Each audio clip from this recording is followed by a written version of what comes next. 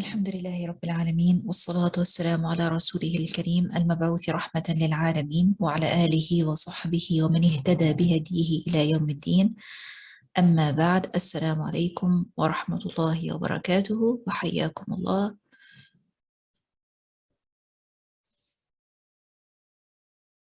السلام. جزاكم الله خيرا. Inshallah, first few minutes for questions. If you have attended last week's or heard the summary and you have question about what we discussed, go ahead, please.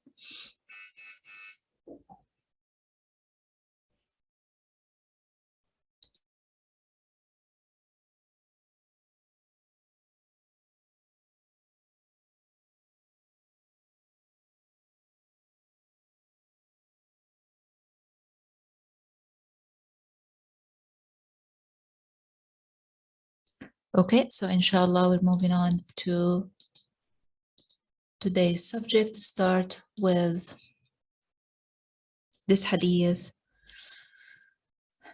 that Aisha radiallahu anha narrates.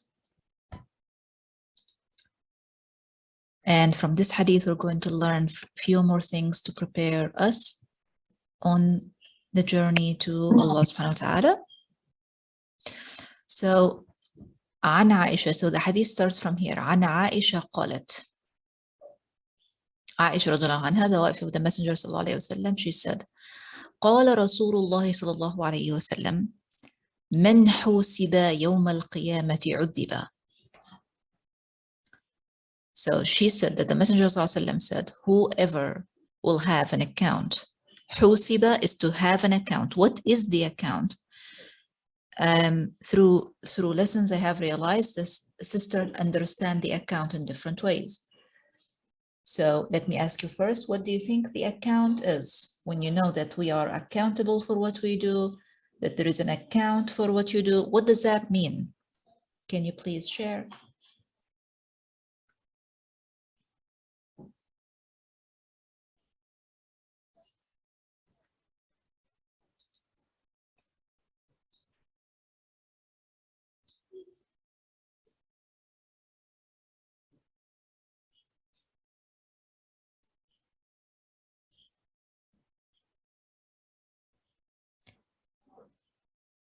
Yes, what does it mean? Whatever you earned or done, accountability for your deeds in this world. Yes, but what does it mean, the hisab? Can you being held responsible? Okay, all that is great, but how does it happen? Maybe if I change my question, how does the hisab happen? You are held responsible, you are accountable for your deeds, whatever you earned. How does it take place?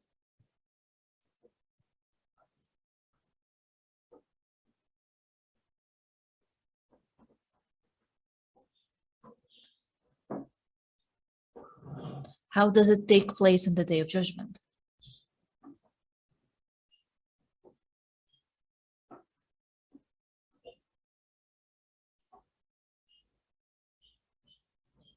Mm-hmm.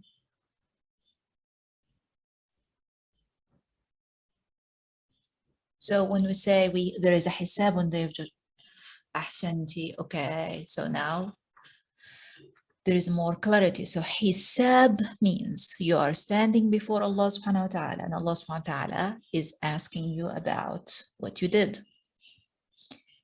So Aisha radiallahu anha said that the Messenger sallallahu alaihi wasallam said, "Man husiba udhiba," whoever receives hisab yawm al-qiyamah, on the Day of Judgment, is going to be punished. So she kept thinking about that. Hisab means you are asked about what you did. So she's thinking how everyone that's going to be asked about what they did are going to receive adab. Of course, we know from another hadith that there are people that they're not going to be accountable, or they're not going to receive any hisab at all. So they are called to go directly or straight away to Jannah. So she kept thinking about that. Then she asked the Messenger ﷺ, فَقُلْتُ, so I said, أَلَيْسَ قَدْ قَالَ اللَّهُ عَزَّ وَجَلَّ, didn't Allah subhanahu wa ta'ala say, فَسَوْفَ يُحَاسَبُ حِسَابًا يَسِيرًا? This is in Surat Al-Inshiqaq. Allah subhanahu wa ta'ala says, then those that receive the book with the right, they're going to have or receive easy hisab, حِسَابًا يَسِيرًا. So how come if there is a hisab and yasir, how come this person is going to be punished? This is her question now. So he said, ليس ذلك الحساب. This is not a hisab. إنما ذلك العرض. This is something called showing or presenting. من نوقش الحساب يوم القيامة عذب. And then Muhammad sallallahu alaihi wasallam explained what he had said before. من نوقش, whoever is receiving an argument or arguing with the hisab is the person that's due to adhab. So now we're going to clear it as well. So what is the difference between arud and nuqisha? So when you received the book, alhamdulillah, may Allah subhanahu wa ta'ala grant us all to receive our book with the right. And we stand before Allah subhanahu wa ta'ala. There is a situation of arud. If you are due to stand before Allah for the hisab, arud means what? You're looking through what you did, but you're not asked to justify anything you did. You're just looking through, you did this and you did this and you did this and you did that on those days, on those times. And you're looking at your deeds and you're seeing what you did. This is the arud, presenting. And there is something called niqash, discussion about it. So if you are now to receive a question, why did you did what you did? In that situation, there was a lie. Why did you lie? Of course, no justification is possible in that. You can, of course, every one of us can talk about why is it that they did what they did. But if you receive a question like why you did, how come you did, it means there is a punishment expected. This is the niqash. This is the discussion. So first, is the hadith clear or not? And if something not clear, go ahead and ask, please. After that, there are a few things we're going to be taking away from the hadith, inshallah. So, first question, is the hadith clear?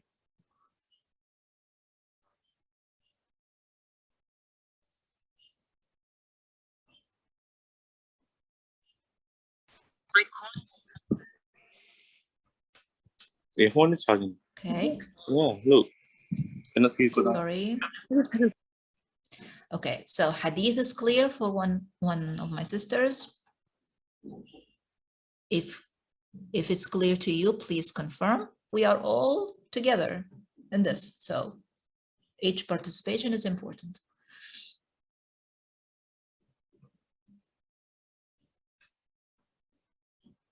Okay, alhamdulillah, hadith is clear.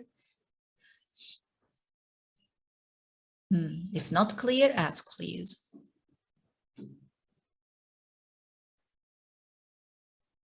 Little unclear, okay, no worries. So, hadith mentioned that Aisha radiallahu anha said that the Messenger sallallahu alaihi wasallam said, whoever receives hisab is going to do to punishment, adhab. But she kept thinking about that, and then she came back to the Messenger sallallahu alaihi wasallam and asked him a question. She said, didn't Allah subhanahu wa ta'ala say in the Quran, there is a type of a hisab called hisab and yasira, easy hisab. So he said, this is not the hisab that he meant. There is something called arud and there is something called niqash. Arud is presenting your deeds to you. Niqash is when you are asked or questioned why you did what you did. Whoever is asked is due to adhab. A'udhu billah. May Allah protect us. So this is the hadith in general, and you can see the translation as well. I hope it's helpful. Now, what do we learn from the hadith that can benefit us now in this life as a preparation for our path when we go back? Share, please, what you learned.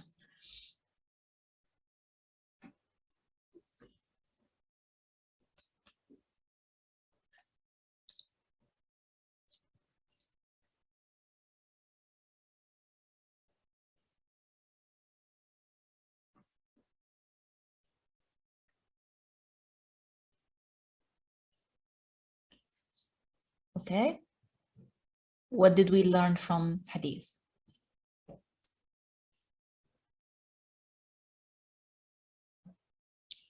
If something not clear, ask directly what is it that's not clear, so it can be cleared up for you. So when you leave it, you know it's already settled. If it's clear, then tell me what you took away. Our deeds will be brought in front of us. That's the arud, Hasanti.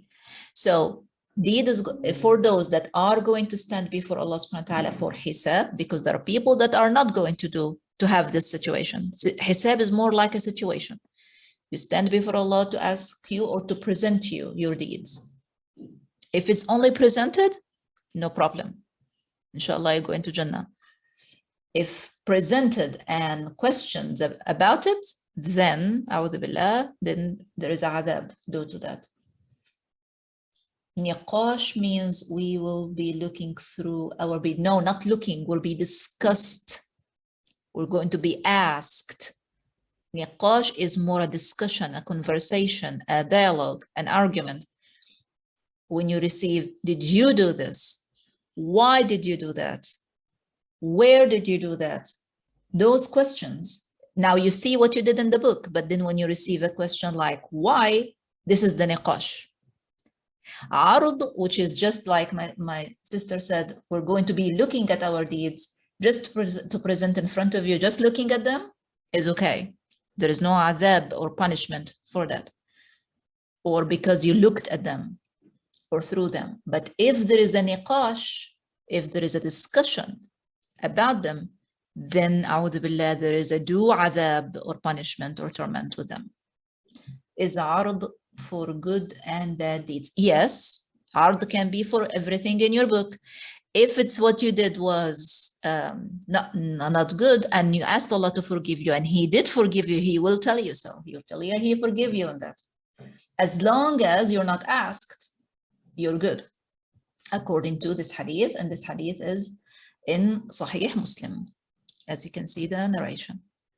So if it's just ta'arud, if it's just presentation, if you're just looking through, even if you did good or bad, Allah subhanahu wa ta'ala will tell you that He forgive you for this, or He blessed you with doing that. And then the hisab for you is done, then you go to Jannah, inshallah. But if you start receiving a niqash, why you did what you did, then you have to provide an answer. May Allah protect us from a situation like that. Then there is a adab for it.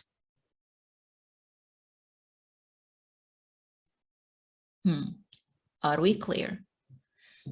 So niqash is our discussion through our deeds, which must mean we will exactly, ahsanti.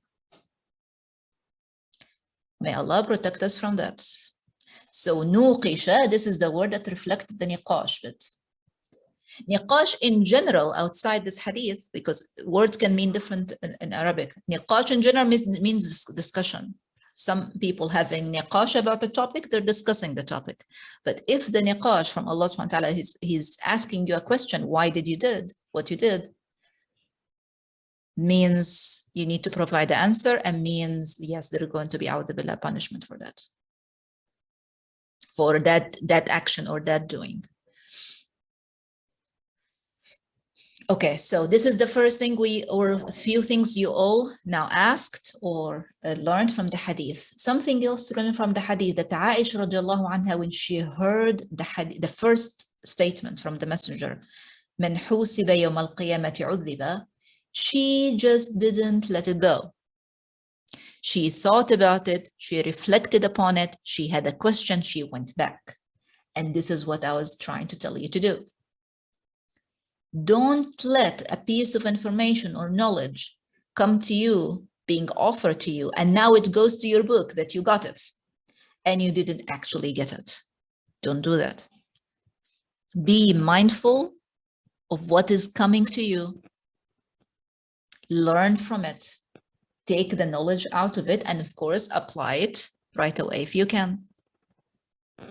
So this is something else we learned, seeking knowledge and wanting to have your question answered, and your thought, why does this happen and why does it happen like that? You have to ask if it's not clear.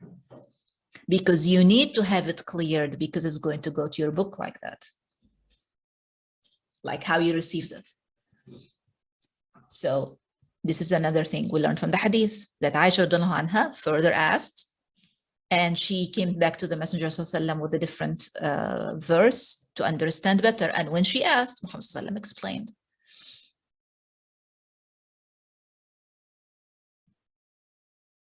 So how do we get, or how do we learn from that on our journey returning to Allah subhanahu wa ta'ala? That first, there is a situation of hisab. Some people will be hisab free. They're not going to have any hisab. Muhammad ﷺ talked about them in a different hadith, and we are going to talk about them in one of the coming sessions, inshallah, related to this topic. It's not today. And there are people that are going to be standing for hisab. Some of these people, their hisab or their deeds are just shown to them. That's the arud. And others having discussion about them. That's the niqash. Those that have the arud are having easy hisab and going to go to Jannah. Those that have niqash, then they are due a'udhu billah to be punished. May Allah protect us. Ameen. Okay, if all clear, I'm moving on to the next hadith.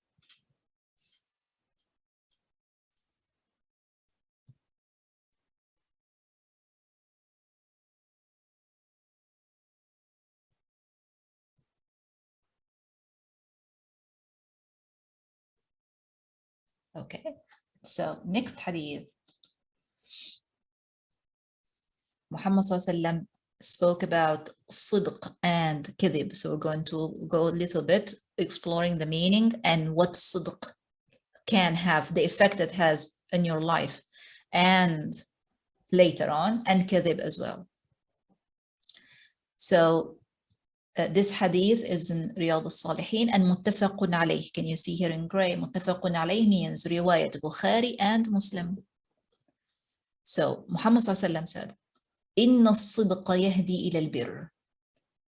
As-sidq. What is as-sidq to you? What does as-sidq mean?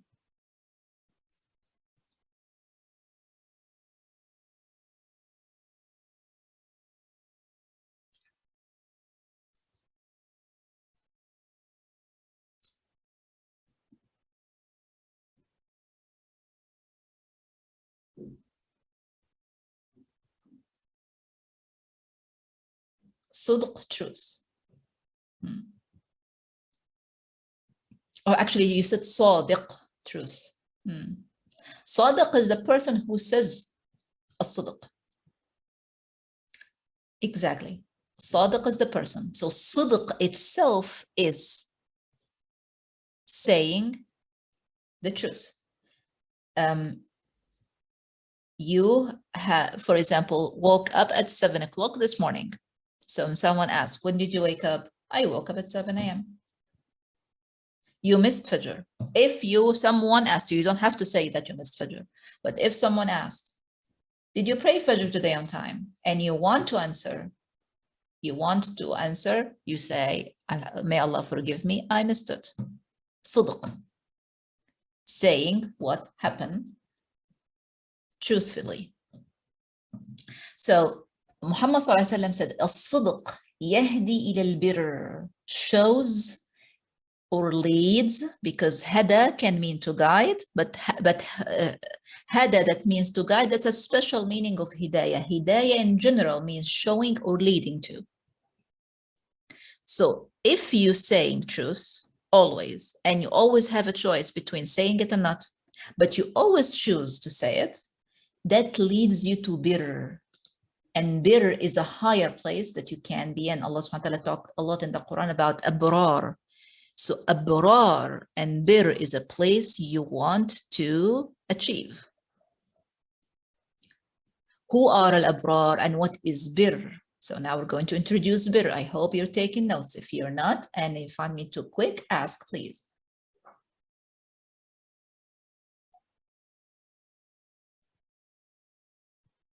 It's okay, my sister, don't worry. Jazakallah khairan.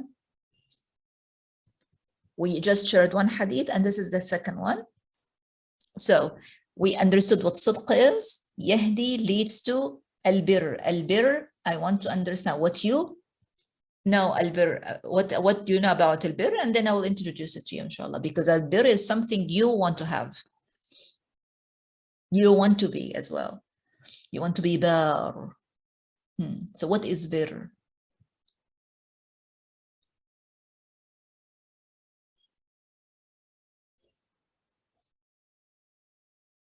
Goodness, righteousness. Okay, if I ask you then what is salah?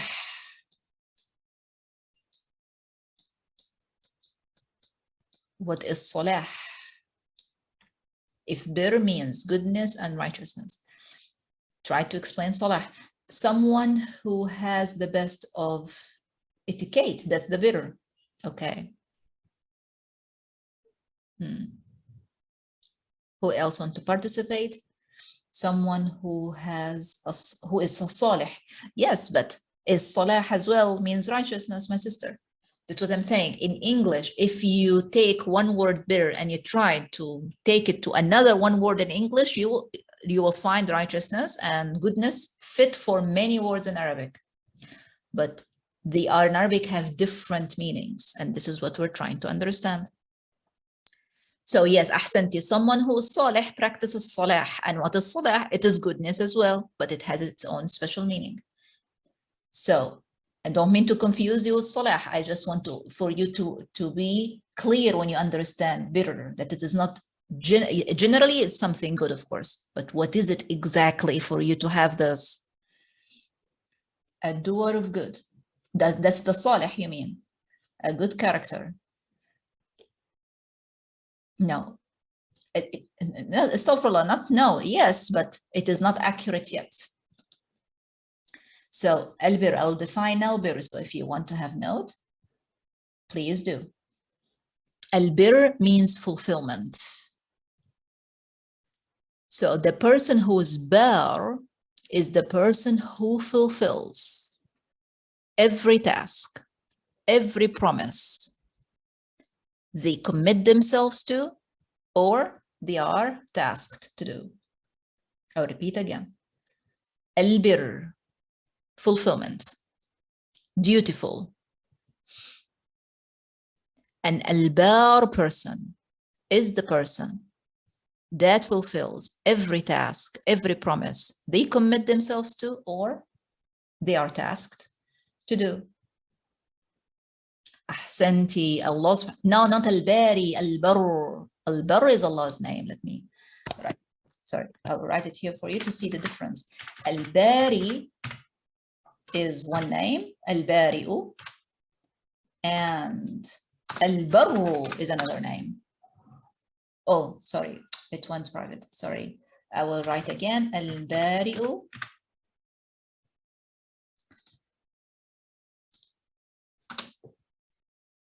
Al-bari'u is one name. Al-barru is the one we're talking about. Al-barru. It's mentioned in Surat At-Tur. Al-barru is the one who fulfills his promises, subhanahu wa ta'ala. His name is Al-barru. And believers in Jannah, after they are in Jannah and they see where they are and they see everything they were promised that they are experienced, they say, we used to call upon Allah. Indeed, He is Al-barru, because now they can experience the fulfillment of His promise, subhanahu wa ta'ala. So back to al-bir. So al-bir is doing that, period. If you say, I'm coming at 5, you show up at 5. That's bir. If you say, I'm going to check on my neighbor, and you do, you are bar. Being kind and truthful to your parents, to your children, to your spouse, that's bir. As long as you promise, you keep the promise. Even, oh, and when in a discussion this week and this Friday and last Friday with another class, we were talking about Surat Ad-Duha, and we mentioned the word promise. And one of the sisters asked, isn't the promise only when you say, I promise to do? And now I'm asking you this question. I will share with you my answer to her. But when you say, I am going to give you this book when you achieve this result, and then I achieve the result, what you do to do?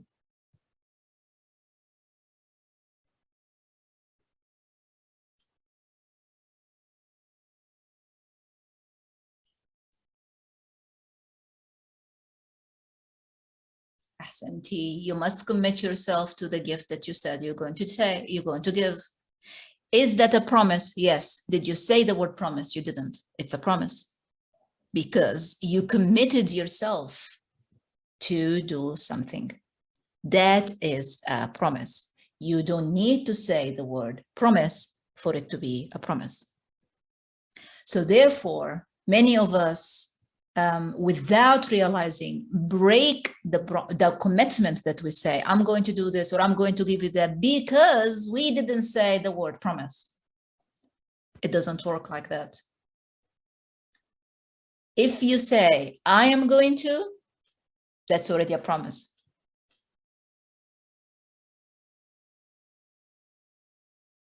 Even if you didn't say the word promise in it.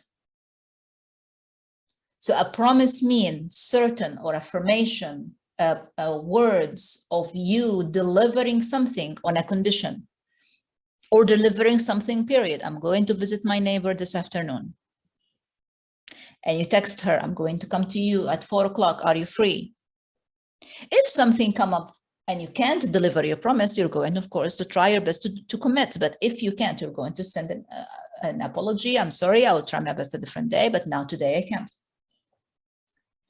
But thinking or treating that as not of value as when you say promise with it, that's something different. That's not true. Okay, so الصدق يهدي إلى البر. So when you commit yourself to something, what you do if you want to acquire bir and achieve bir and be bir, you fulfill what you say you would do. If you are tasked at your job, at your work, from someone else to do something and you accepted doing it, you need to deliver. That's bir. So what leads you to bir, Muhammad ﷺ is giving you away. He said, as-sidq, being truthful and saying the truth will lead you to be bar. So if we're struggling with fulfilling our commitment, check the sidq compartment. Am I actually saying truth all the time, or sometimes I choose not to? If this is my problem to fulfill my commitment, then I have to correct that. If I correct that, it will lead me to bir, it will lead me to fulfill. Does that make sense or not?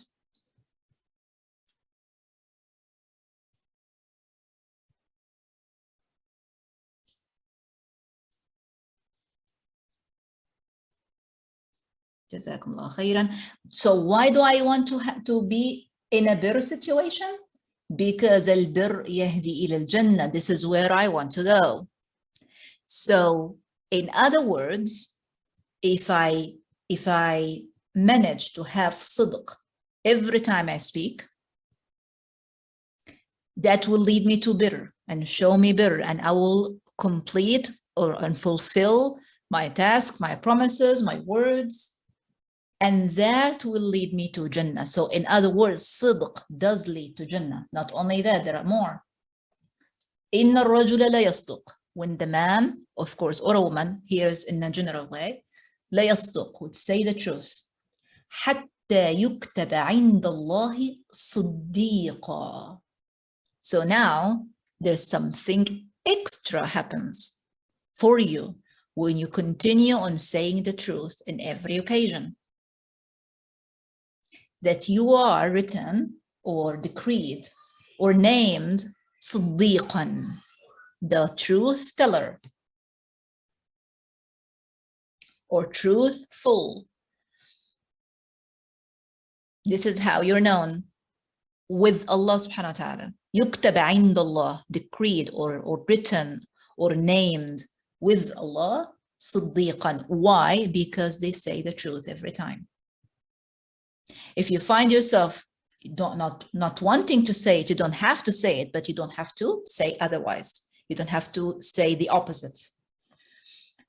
Okay, and then Muhammad said, وَإِنَّ الْكَذِبَ يَهْدِي إِلَى الْفُجُورِ. So now you see the word يهدي. I tried to explain to you above that يهدي doesn't mean to guide, because like this you say lying guides to fujur. Fujur is not something of guidance. Lying leads to, shows to. What is lying, or what is kadhib? Is saying something that didn't happen, or saying something that you are not. So saying something you are not, or saying something didn't happen and you're saying it did happen, or the other way around, that is kadhib. And kadhib leads to, so please add to your note that yahdi should not be understood by you in English as always to guide.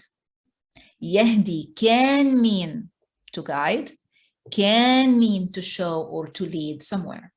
That's not even good. Yahdi al-fujur. Fujur isn't good. Do you see? Am I clear about that?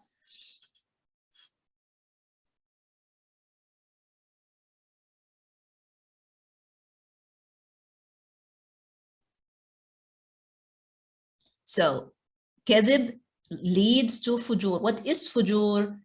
You want a simple way to understand fujur? Is the opposite of birr, complete opposite of birr. So can you tell me what fujur, what could fujur mean, please? If it's the opposite to birr. So from your notes now, try. Okay. Evil and sinning. What was the definition of birr? What is birr?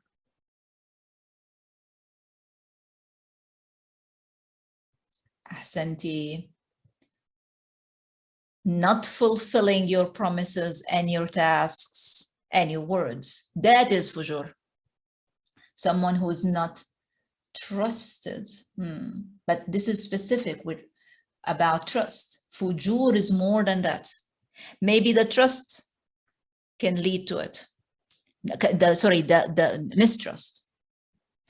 So if you understood that birr means to fulfill, then fujur means the opposite. Someone that doesn't fulfill and will erupt, because fajara in Arabic means to erupt. So when something erupts, it goes in every direction, every possible direction. So they go from saying who they are and, for example, not saying the truth about it, to as well not say the truth about their parents, where they grew, their history. Everything will be erupted. Everything will be messed up, mistrusted. So kadhib is the way that leads to there. You see, kadhib is the way that leads to fujur. What is fujur? Opposite of birr. What is birr? To fulfill. Then what is fujur? Not to fulfill. And fujur means eruption, transgression. And fujur yahdi ila an-nar. So you see how again the word yahdi is used. Fujur leads to, shows to fire. A'udhu billah.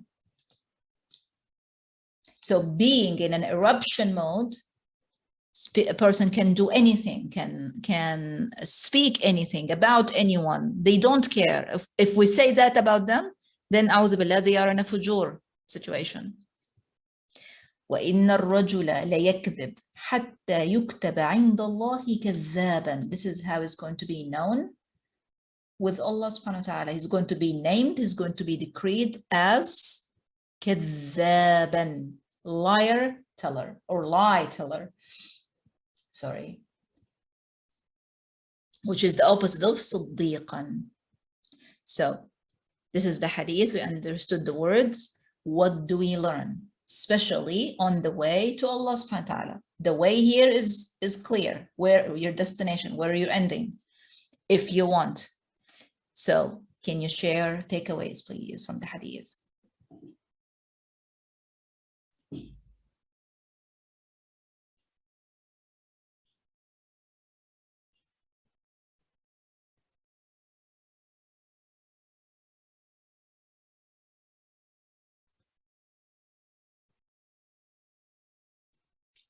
We should always keep our words. If you say it, you committed yourself to it. So you understand from this hadith that we may be unintentionally lying more than we think. When we say we will do something, we should fulfill the task. Ahsanti. We should fulfill what we said we're going to do. If you have intention not to do it, do not say it. Period.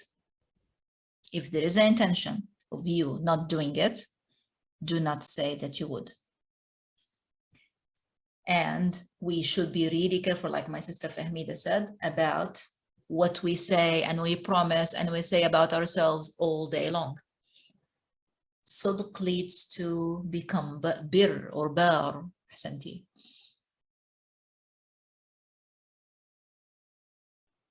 Ahsanti. Yes. To our children, we say so many things because we want to take it to their level of understanding. Sometimes we can say, when you grow up a little bit more, I will explain better to you. You need to be a little bit bigger for me to explain that fully. But simply, it is this. Ahsanti, my sister, do not lie about anything. And keep looking for the sidq. When you look for the sidq, it will show you the way to bir directly. As well, my sister said, if we wanted to do something, you said you will do it, but haven't been able to do it, is still me. No, a'udhu billah.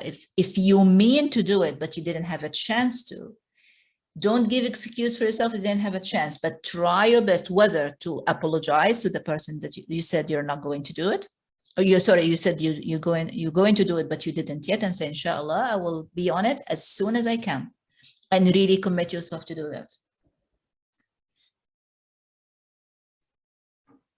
We should always be mindful of what we say. Ahsanti. What we say is really, really important. And the next hadith is going to show you that. What you say is very important. How you say it is very important. So remember what we discussed in Ramadan, when the series started Ramadan, and we talked about Iman, and we talked about that Iman means trust, means belief, means feeling safe and secure. What do you think Sidq would do? Or a sign of, it's a sign of your Iman. Not only Iman, you're leaving to a higher place, which is Abrar level. Allah subhanahu wa ta'ala says in the Quran, in Surat Al-Infitar, and in Surat Al-Mutaffifin, إِنَّ الْأَبْرَارَ لَفِي نَعِيمٍ. Who are al-abrar? Those that fulfill their task and their promises. Allah subhanahu wa ta'ala called al-malaika barara, kiramin barara, about malaika. He called himself subhanahu wa ta'ala al-barr, one of his most beautiful names. So al-bir is a place you want to be in. If you're not there yet, if you find yourself failing in some commitments, then check sidq. If you find yourself without realizing saying something didn't happen, monitor that from yourself. Say astaghfirullah. Ask Allah subhanahu wa ta'ala to forgive you, and ask Allah subhanahu wa ta'ala to give you a chance to try again and try again. Sometimes it takes just a habit in order to get on top of it, to always say what you mean and to mean what you say. So we learn that if you want Jannah, you have to start with sidq. And if you do that and you look for it every time, you are written, you are named with Allah subhanahu wa ta'ala siddiqan or siddiqatan, of course, for men or different than women as a word. Okay, so on your path, on your journey to Allah subhanahu wa ta'ala, you have so many ways of dialogue and conversation and documents to be done, and choose the path of sidq. It will lead you to the best way, always.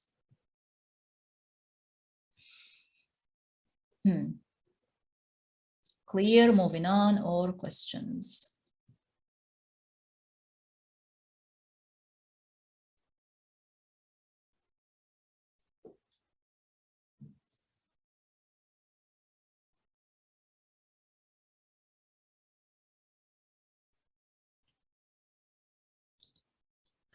Okay, so we'll move on, inshallah.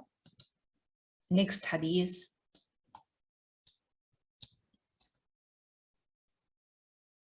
I wanted to share this hadith as next one. I wanted to share this hadith as next one. So allow me to start with this one, please, and I will go back, inshallah. And inshallah, we have still time. This hadith is muttafaqun alayh, riwayat Bukhari and Muslim. And it's really to keep your mind, to keep you mindful of what you do, and to keep you mindful of Allah's promise as well. Some people, when they read about Quran or you talk about guidance, they say Allah subhanahu wa ta'ala didn't guide this person. Astaghfirullah. Does Allah subhanahu wa ta'ala want us to go to Jannah or to Nar? That's the question that this hadith will answer for you. But initially, what is the answer to that? Does Allah subhanahu wa ta'ala want us to go to Jannah or to Nar? What Allah subhanahu wa ta'ala wants for us?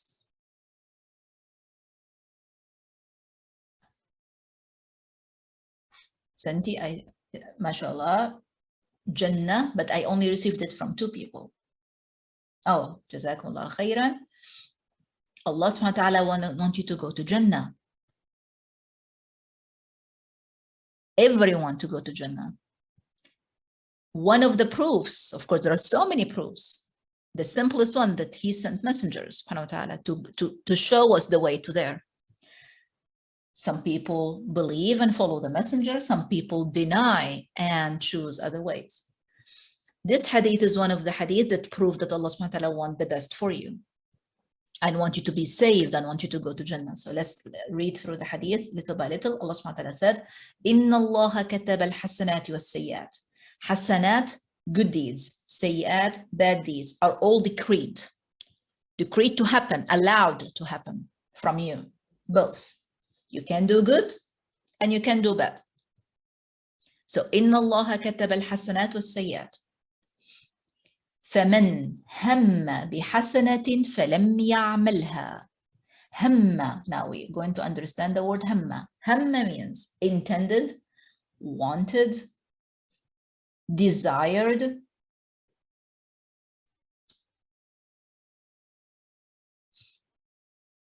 Hamma. So you say, I picked up the phone because I wanted to call my mother, like to check on her, or to call my sister to check on her, and then something else took place and I didn't. So you hamma, you didn't do it. You intended to do it. Proof is you picked the phone. That was a hasana, to check on your mom, to check on your sister, to check on someone was ill yesterday that you knew of, or to make a dua for someone, and you picked the phone for that purpose, to write this message or to make that phone call. That's a hasana. But you were interrupted. You didn't do it. So Muhammad sallallahu alaihi wasallam saying, whoever hamma bi hasanatin, you intended to do something good, falam ya'malha, but you didn't do it eventually. كتبها الله عنده حسنة كاملة. Kamila, you see, Allah subhanahu wa ta'ala will wrote it for this person, complete hasana. Where does the commitment from our intention come here? Like we mentioned in the last hadith, commitment to our intention. Oh, you mean the difference between committing something and intending something? Okay. So if you said, I will call you, you're committing yourself to the call. That is the promise. Now, these are the words that came out of your mouth or out of your text. I will call you tomorrow. That's a promise. But if you didn't say, I will call you, but you thought about it, you intended to do it, so you picked the phone up. You didn't tell anyone that you're going to do that. It's just you're intending to do it at that moment. That's the intention. You were interrupted, so you picked up the phone to send a message to say, how are you today? For a person that was not feeling well yesterday, right? That's a hasana. That's a good, something good. You were interrupted. Someone called you, you're a child and need a quick help from you. You left the phone. You didn't do it. It's already written. Allah subhanahu wa ta'ala said, Muhammad sallallahu alaihi wasallam is saying, كَتَبَهَا اللَّهُ عِنْدَهُ حَسَنَةً كَامِلًا. It's a complete hasana, as if you already called them and checked on them because you intended to do it, but you were interrupted. What if you say, I will try to do it? Okay, would the person still be expecting it? Yes, you can say, I will try to do it. You can say, I may do it, and I will try my best. You can say that, of course. Using may do it, especially for things that you know that you have a good chance of missing them, is not fair. If you say, I may, and you actually know that you're going to miss it, that's not right. But you say, I may, which means I will try my best. That's in your heart, that you're going to try your best to commit to what you're saying. But you're worried that there's going to be a chance not doing it. So the high chance is that you're going to do it. So you say, I may try, or I may do it. I'm going to put my effort to do it, inshallah. But forgive me if I didn't. So the person now knows that you're trying your best. And if you didn't, they know that you already apologized ahead of time. But don't say may if you know you're going to miss it, and high chance you'll miss it. Is that clear?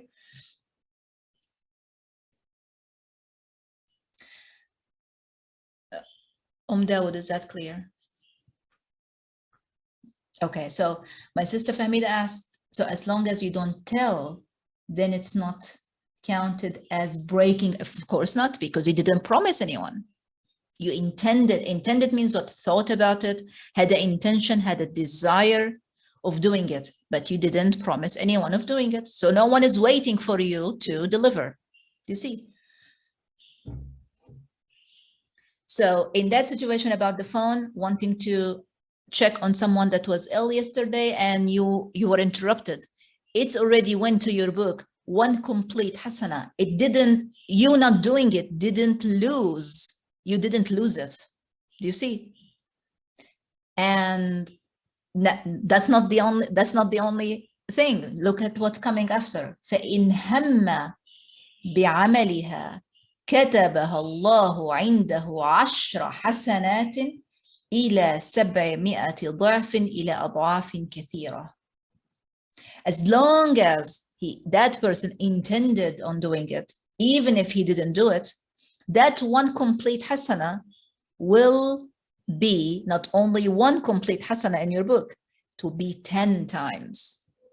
And the 10 times will multiply to 700 or even more than 700. Back up. You didn't even do it. You didn't even send a message. You didn't even call. You had only the intention of doing it. Your intention was true. You picked up the phone to send it, but you were interrupted. You didn't only get one complete hasana. That hasana of yours will be 10 hasanat. Allah subhanahu wa ta'ala said that in the Quran. Man jaa bil hasanati falahu 10 amthaliha. You get 10 times. So you wanted to do one thing. You end up not doing it. You got 10. And those 10 multiply to 700.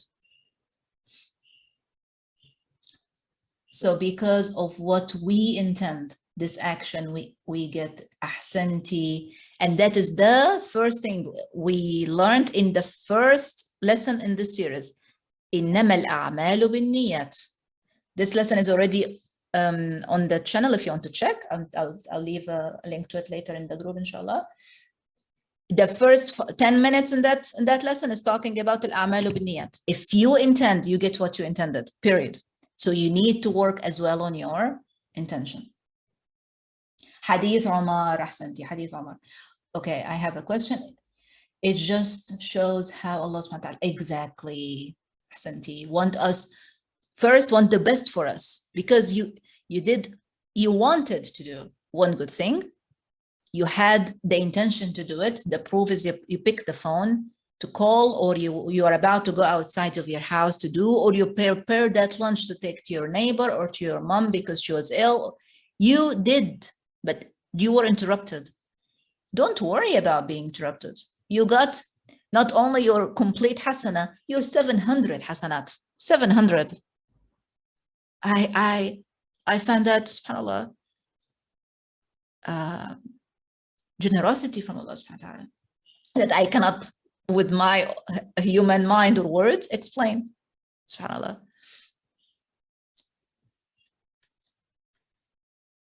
Yes, I did say, and Muhammad said in the hadith, 700, not even time, 700 multiple. The multiple doesn't have to be time for it, but it's 7. And he as well promised more than that. He said, and more multiples than that, than the 700. But look at the next bit. وَمَنْ هَمَّ بِسَيِّئَةٍ. So now, instead of picking up the phone to send a message for your mom to check on her or to someone else, you picked up the phone to get back at someone that bothered you. Yesterday in the Friday gathering or in a party, or left for you an angry message, and you picked up the phone after you thought about it. You have to come back and you have to tell them, remind with the hadith, for example, that remind them with nar, or you want to get back at them with that intention. So that's a sayyi'ah now, because you're not intending goodness. You're intending to get back at someone that hurt you. So you intend them to be harmed. You want to harm them at that moment to stop harming you. In your mind, this is the thought. So what you're intending now is not good. What you're intending now is sayyi'ah. So you picked up the phone to send that angry message, but you were interrupted still. So your daughter called for you, your mom called for you, someone interrupted the sending of that angry message. It is written that you did one complete hasana. Do you see? So you intended something bad, but you end up not doing it. Now it's hasana kamila, because you did not do it.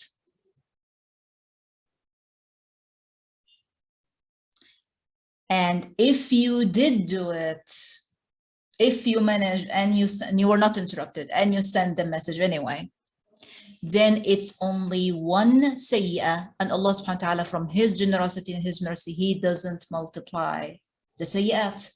The one hasana was multiplied to 10 to 700. The one sayyi'ah, still one, if you do it. If you intended but you didn't do it, it's still a complete hasana for you.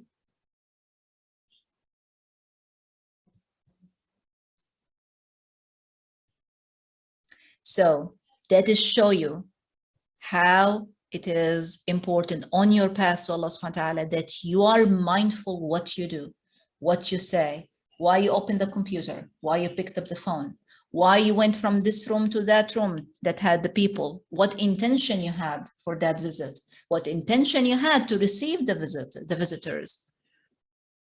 If you have it for all good reasons, you are just keeping on multiplying hasanat that you're going to need dearly on the Day of Judgment. We saw the first hadith about the hisab and adab.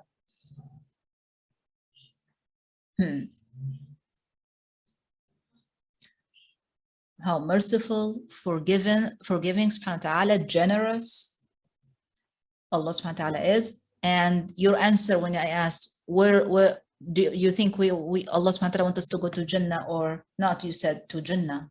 Because if you do one and not even do it, wanting to do it, but you didn't actually do it, and it multiplied for 700, Allah subhanahu wa ta'ala wants this book of yours to be heavy with hasanat. Okay, so you're very well. So from the previous hadith, we learned that from the sidq and the kadhib, and the birr and the fujur, we learned that we need to be mindful of our sayings. And here we need to be mindful of our intentions and actions. What is it that you intend? And if you were interrupted from doing something that's not good, really think about it again before you do it. It's a mercy from Allah subhanahu wa ta'ala that you didn't get to do it. You wanted to send that angry message or go for that phone call and you didn't do it for any reason. Before you pick up the phone again, think about it again. I'm sorry, I'm using the phone example because this is what we like, something that we are familiar of doing most of the day. But of course, there are so many examples. Yeah. Alhamdulillah, if you were interrupted of doing something that's not good, it is a blessing. So before you try to do it again, ask yourself, I was interrupted. Think about that interruption. It didn't take place. It's a mercy from Allah subhanahu wa ta'ala. So think about it again. Say, A'udhu billahi minash shaitanir rajeem. Seek good advice before you do it. You go ahead and try to do it. Okay, so last hadith, inshallah, and then we'll look at Surat Yousof. Inshallah, we have time. So last hadith is really important and is telling you what is it you're going to be asked about or questioned about on Day of Judgment, and that is mandatory. Every single one of us will be asked about those things according to this hadith. And it hadith rawahu Tirmidhi and Hasanun Sahih. The degree of the hadith, Hasanun Sahih. So Muhammad said, لا تزول قدم عبد يوم القيامة. Every single servant or slave on their judgment won't be allowed to leave where they are before they are asked about his life. Where did he or how did he consume it or waste it? You're asked about your life. So the question can be something like, how did you spend your life? And very good preparation for your path, because you know you're going to be asked about that, is actually to think about the answer right now. If you were to be asked, I spend my life doing, what will fill that blank? Okay, I will repeat again. I don't want to be fast and confuse you. The Prophet ﷺ said in this hadith, every single one of us will be asked about things. The first one of them, he said, about his life, how he wasted it, consumed it. I'll just include the translation so you can have an idea as well. And the narration. This hadith is in Riyadh al-Salihin. So good preparation for your path, because you know you're going to be asked about this question and about your life. Ask yourself now, if I was asked how I spent my life, what would be the answer?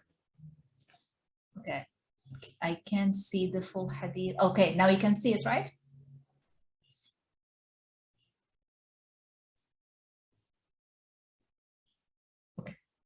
Second one, عن علمه فيما فعل فيه. You learned something through your life. You learned to cook, you learned to read, you learned to write, you learned to text, you learned to program, you learned to hair make, you learned to nurse, you learned to be a physician or an engineer. You learned something. You learned to read the Quran, the Hadith. You learned to be kind. You learned to say the truth. You learned massive things. What did you do with it? So again, you have to go back to yourself. If I'm going to be asked about this, then what is the answer to that question? I did this with my knowledge, with what I learned. I helped someone. I hurt someone. What did you do with it? And if you did something that you're not happy with, fix it now. You still can fix it, right? So if you know you're going to be asked about it, prepare the answer. And if you're not happy with the answer, fix it. You still have time. Alhamdulillah. Next one. وَعَنْ مَالِهِ مِنْ أَيْنَ اكْتَسَبَهُ. About his wealth. Where did he earn it from? The ways of earning this wealth. وَفِيمَ أَنْفَقَهُ. And how he spent it. Again, really good question, reflection. Weekly, monthly, where did I earn my money? How much I earned? Where did I spend it? Am I mindful where I spent this money? Last one, وَعَنْ جِسْمِهِ فِيمَ أَبْلَاهُ. And about his body, how did he consume it / waste it? Some people think it's my body, I do what I want. I eat what I want, I paint what I want, I pierce what I want, it's my body. This body was given to you. You didn't make it for yourself. Therefore, you're asked to feed it in a certain way. What kind of food goes there? What kind of rest goes there? What do you do to your body? How did you waste it? How do you consume it? You're asked about that. So life, knowledge, wealth, how you earn it, how you spend it, body, what did you do with it? Every one of us is going to be asked about those. So good idea that you make that checklist and those questions for yourself and reflect on the answers. Maybe it will bring you some memories. Maybe it will bring you some tears. It's fine. You still can fix now. If you did something you're not happy with, inshallah, you still have a chance to fix, to ask Allah to forgive you, to call that person that you upset and you talk to. You use the knowledge in a better way. All that you still can do, inshallah. So this is where I'm going to end, inshallah, today. So today we learned a few things about our journey to Allah subhanahu wa ta'ala, our preparation of the returning path. We learned about hisab. We learned about sidq, and sidq leads and shows to birr. We learned about birr, and we learned that will lead us to Jannah. We learned about hasanat. And when you intend something good, even if you don't do it, don't feel sorry for it. If you've done something bad and you didn't do it, think again, because according to what you do, you're going to be accounted hasana or sayya. If you accounted hasana, the hasana will multiply 10 to 700 multiples. And then we learned about those things that you are asked about on Day of Judgment. Every one of us will be asked about. Good. Questions?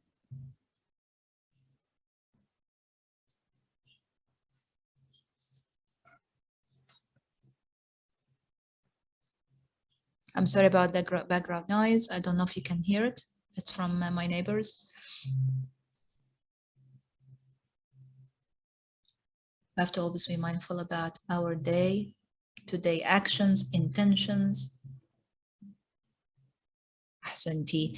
Very good way to monitor this is to keep a journal or a diary that you write few things for yourself every day, reminders for yourself, because as the day goes, activity after activity after activity, you will find yourself forgetting this.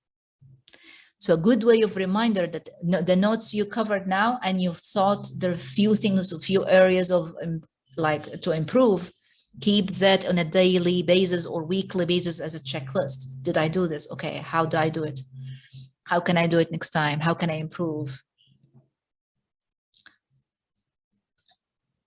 Okay, Jazakumullahu khairan. Now we're going to look at Surat Yousof. Inshallah, we finish the next verse. We have done until verse 30. I will go through it quickly for you to remember what was it about. So, Niswatun in al-Medina, some of the society ladies in the city, they said something about the wife of Al-Aziz. Imra'atul Aziz turawidu fataha an nafsihi. She is seducing her boy servant. قد شغفها حبا. Indeed, she loves him, or his love is hitting her heart in the core. إِنَّ لَنَرَاهَا فِي ضَلَالٍ مُبِينٍ. Indeed, we see her in a clear error. We looked at the verse, we looked at what we understand they are upset about.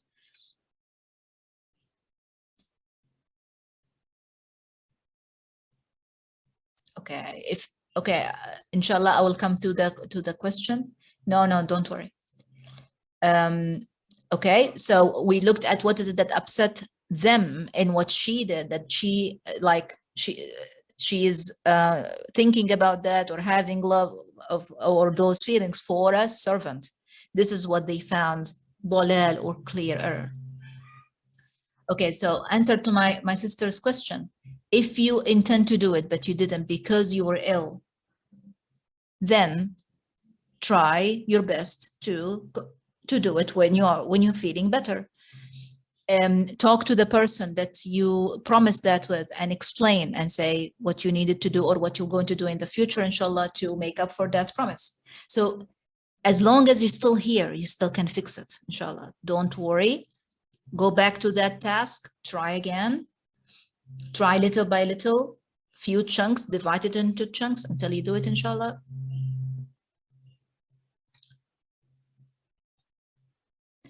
Okay, so when Imra'atul Aziz heard what they said, and that they started talking about her, she, Jazakallah khairan, my sister, she invited them over. فَلَمَّا سَمِعَتْ. So now we're reading verse 31. You have for your translations, please always read more than one. So when she heard their makr, they are now mentioning her, talking about her when she's not present, talking about her actions. So Allah subhanahu wa ta'ala called that makr. They translate it as gossip. It's more, makr in Arabic is more like plotting. They're plotting something. They want to get her involved in a bigger problem. So it's more than gossip, as some translations suggested. Imra'a, ahsanti. Oh, thank you for reminding me. I'll come to that, inshallah. So when she heard their plotting, she sent to them an invitation to join her in a day of party, maybe tea party, maybe fruit day. She sent to them to come. And this is where now she started plotting something in return. So when she heard their makr, she sent to them. This is أرسلت إليهن وأعتدت لهن متكئا, and she prepared for them a comfortable place to, or a good place of accommodation, comfortable sitting, fruits and food around. This is what we imagine. From that أعتدت, she prepared, she put thoughts in that preparation. But she made sure that each one of them is given a sikinan, which is a knife. So to cut her cake or to cut her fruit, there was a knife there with everyone. And when everyone picked her knife to cut whatever she's cutting, fruit or cake or food, at that moment, she ordered Yusuf alayhi salam to come out, to come to that room where the ladies are. And they're having their knives in their hands, and they are eating or about to eat. So when they saw him, أكبرنه وقطعن أيديهن وقلن حاش لله. They did three things. أكبرنه, they were in complete awe, respect of what they saw. قطعن أيديهن. قطعن with this shadda on the ta. Here they say they cut their hands. It actually repeatedly cut their hands. Where do I get repeatedly from? It's from the shadda on the ta. They just didn't simply cut a wound in their hand. No, they kept on cutting because they were not aware that they were cutting their hands. They were aware they're cutting what? Or they thought they're cutting what?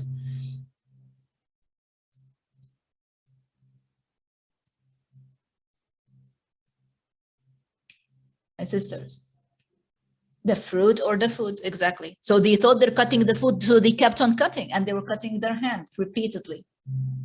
And they said, Hasha lillah, great is Allah. This is not a human, this is a noble angel. So from this, you understand how beautiful Yusuf alayhi salam was.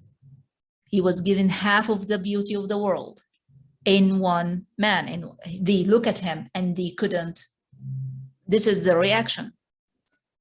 What kind of scene that could distract someone, that they cut and cut and cut, and they don't feel the cut, and they cut again because of of the beauty Allah subhanahu wa ta'ala gave to him.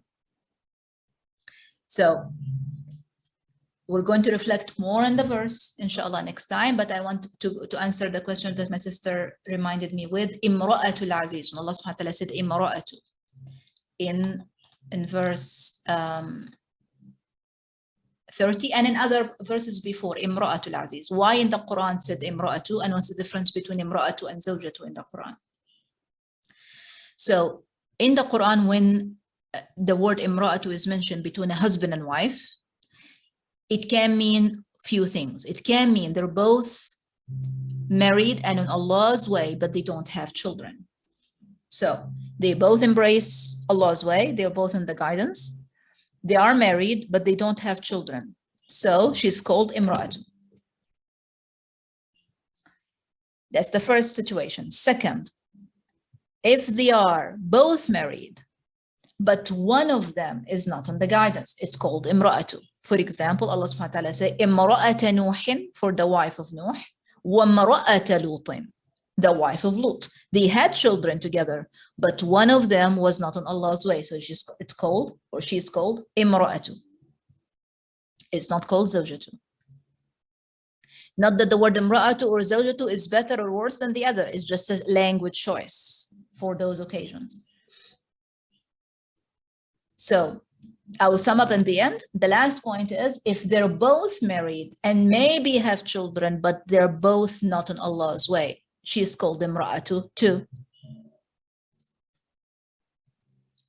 So if they're both married and they're following the guidance, like Zakaria alayhi salam and his wife, but they don't have children. So before they had children, he said Imra'ati, my wife, but he called his wife Imra'ati because he didn't have children yet from her. Ibrahim alayhi salam, his wife, before they had Ishaq, Allah subhanahu wa ta'ala said Imra'atuhu, his wife. They're both on Allah's guidance, but they didn't have children together yet. So married on Allah's way, having children together, it's Zawjatu. Not have children together, it's Imra'atu. Both married and have children, but one of them is not on Allah's way, Imra'atu. Married and have children, but both of them are not on Allah's way, it's Imra'atu. Does that make sense?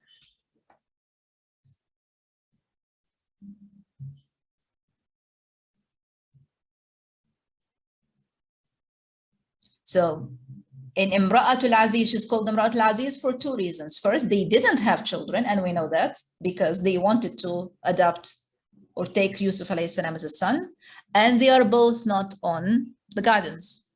So for two reasons, she's called Imra'atul Aziz, not Zawjatul Aziz.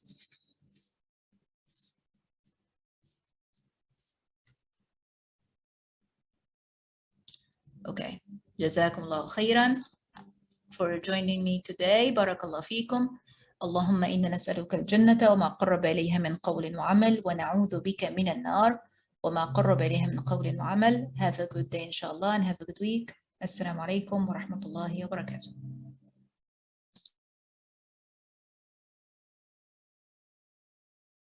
Wa alaikum assalam wa rahmatullahi wa barakatuh, Ustadha.